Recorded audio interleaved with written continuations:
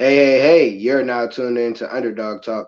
I'm your host, Eric Jones Jr., the underdog with the heroic heart, and I have conversations with successful underdogs. And today I have Seth The Speaker. How you doing, sir?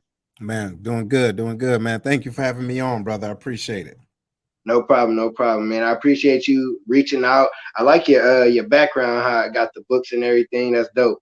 Oh, absolutely, absolutely, man. It's a reflection, right, of myself. It goes from the battlefield of the mind all the way down to Donald Goins and Pimp. You see, so it all depends.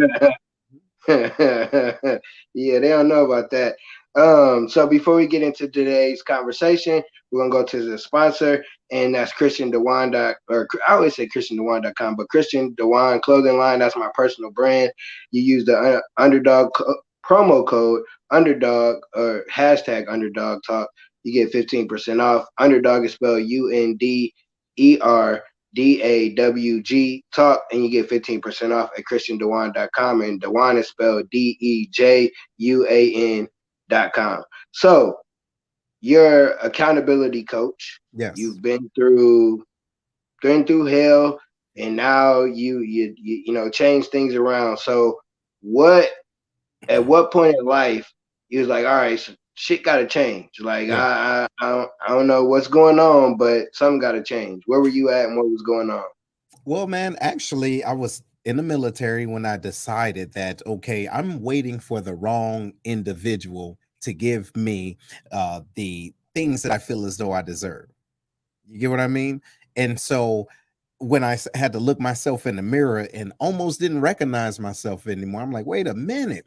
Everything that I'm receiving is the things that I have given permission to have. So how about I give myself a different permission by changing the conversations that I'm having with myself first and understanding it and then believing it and then watch my environment change. And that's how it happened. Mm. I love that. You say you looked in the mirror and you didn't know who you were. Right. Sometimes that happens. Like you really got to look at yourself, not just, oh, how you look on the outside, but look yourself in the eyes and say, man, I don't know who this person is. This isn't me. That's Something right. got to change. And I love what you said. Sometimes we're waiting for whoever we think that person is that's supposed to give us something. Like, oh, today I'm supposed to find $100 or this supposed to happen or whatever. And it's like, that's not going to happen. You got to Nope. put in the work. That's right. So when you were at that point, what did you do? What were you still in the military? Did you change? What did you do after you realized you weren't who you thought you were? Well, it wasn't that I wasn't who I thought I was. It's that I didn't know who I was to even think of who I should have been. Right. So I was still in the military and I had to make the decision as far as the things that I desired. Why didn't I have those things? And if I was really doing that which deserve the end result. For example, how can I give 30% of input but expect 100% back and output, right? That doesn't make sense. Like the math is off. So I started to change the way that I did things from work through connectivity with people, through my relationships. But then also, too, here's the other piece. I had to realize that not everybody was able and willing to have that same reality check for themselves. So I had to realize that just because I'm giving 100%, I can want 100% back, but with expectation management, it might not happen. So I need to be okay with that. Right. But then when it doesn't happen, understand it didn't happen, understand the reason why, but keep moving forward. Not sit there, be caught in my feelings and wondering why me, why me. No, somebody showed you what they're about. Right. Now, after you see how individuals move, but you're still pushing the issue and expecting them to change. Now, who's the fool? Mm. So I just got tired of being stupid. I love what you said, expectation management, Yeah, because you nobody gonna think like you. Nobody gonna do what you would do in a particular situation. They'd be like, oh, if I was in that situation, okay, if you was, okay, you might have done it different, but you wasn't. So right. you can't, and you can't expect people to give the energy you give. That's right. Like but you got to get around people that give the energy you give. That's how you change things. You Yes, sir. can't you can't expect like people to, oh, because you do it, that don't mean they gonna do it. That's And then right. when you realize that, that's what that helped me. Like Mhm. realizing people, okay, this person is not gonna think like I am, or they ain't gonna move like I am, or I'm working on personal development. They not. I gotta kind of leave you behind because my expectations of our conversation gonna be different. That's right. And then it's like, you that's small talk. I really don't want to do that. Like Mhm. that's that old me, or just some of the old stuff. And like you said, you gotta stop being stupid. That's it. Like at some point, you gotta be like, all right, I gotta get my shit together. That's right. I gotta make sure that I'm doing what's best for me. Mhm. And I definitely understand that. So as time goes on, uh, how you get into your speaking and coaching and different things? Were you still in the military, or was it after Yeah. you left?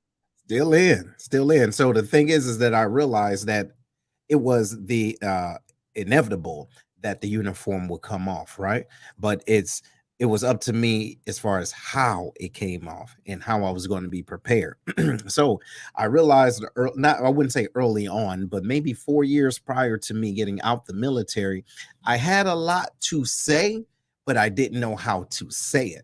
And the most important part was not what I said, it was being able to help the individual that I was talking to comprehend what I was saying. So I had to find a way to sharpen my skills as far as communicating. So I utilized any opportunity that I had while I was still in to just speak, help encourage individuals, do leadership talks, talk about resilience and things of that nature, because the military have a high suicide rate, right? So how can we communicate and get individuals to understand that there's a better way of life? So I realized that the conversations that I was having, I was coaching, but I did not have a structure.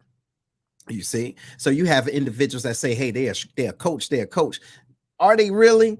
So being a true coach is, I'm listening to you. I'm doing more listening to talk than talking, and you're telling me what it is that's going on. However, I'm a accountability coach, not a life coach. Like, I don't want to be your friend. I don't care about your mama. You get what I'm saying? I don't care about everything that's going on around you. My responsibility and what I hold true to myself is being able to help you get from point A to point B, and then giving you a map that we've helped create, right? But after you see the end of the road that you can get to that point B, I'm gone. Now, it may take 30 days, 60 days, or even 90. But after that, I'm done. I'm done dealing. But you have something tangible in your hand, or you have a formula that you can use and incorporate in different parts of your life. And that's what I do. I love what you said at the beginning about being able to not just speak, but have people comprehend what you're saying. Because a lot of times that's where communication get messed up. That's right. You Sometimes people have the big words. Okay, that's cool, that's cute that you can use up. What are you talking about? Right. Like break it down to me. Like I'm a kindergarten teacher, so like you almost got to break everything down to a person like a kindergarten. Yeah. Layman's And term. when they realize, oh, it's not that hard to do this. Oh, it's not. I'm able to do that. And then you said you gotta have a structure. That's You it. got that. Like if you look at any winning person, any winning team, how Mhm. do they win?